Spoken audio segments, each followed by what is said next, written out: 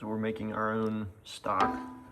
If you wanted to do this with a whole chicken, you could. Just let it come off the bone and take all the meat out and then just let it keep going and going and going and going until all the connective tissue's dissolved. So now we got our frozen chicken breast in there. It's got sage, garlic, onion, general purpose vegetable seasoning, shallots, a bunch of salt. A little bit of this goes a long way too. This is a roast beef bouillon soup base. So if I was you, I would add something like this, whether it's chicken, vegetable, beef, whatever, to that. I put fresh sage in it from the jump. Took it out about halfway, just so it doesn't overdo the flavor, but save this because you can garnish the top of the pie with it. So when the chicken's actually done, that didn't work out. You want to get your pieces cut, and I'm cutting them probably 2 more times on this one, so like 1-inch cubes. The chicken has been chopped. I took about 2 cups of the broth out and just reserved it for using for other stuff. I added in 1 can of peas and carrots and 1 can of... So now we've added a few tablespoons of the cornstarch. I am not doing a slurry on this one, just because I don't want to add more liquid and then have it change the ratios here. I've been stirring it just so it doesn't stick, and it's gotten pretty thick now, which is about the consistency we want to see.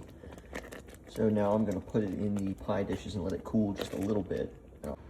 Alright, so we got these 2 in their respective pots. This one's going to be a non-rising, just flaky crust-ish.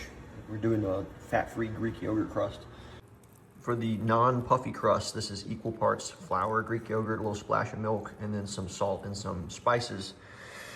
Same stuff I used in the chicken broth. So now that it's got the right amount of flour in it, this is a very tricky dough. You might want to flour your hand a little bit. You want to get this out onto the... All right, I made it a little too big, so I had to fold some of it over, but looks like it's going to turn out just right. We got the broth-soaked sage on there. We're going to bake it for about 30 minutes. All right, so the one with the puffy crust topping, you make the batter the exact same way, except you add more milk, more flour, and you also add baking. So we're going to bake that as well for about 30 minutes. All right, so we're at about 35 minutes. I may still do another 5, but as you can see on the puffy crust, nice golden color there. A little bit of bubbling going on. All right, turned out pretty good. We'll let that cool down where there's no more bubbles bubbling. Cover it, it'll go in the fridge, and then we just bake it again for 15-20 minutes at 3. Turned out pretty phenomenal. Very happy with it.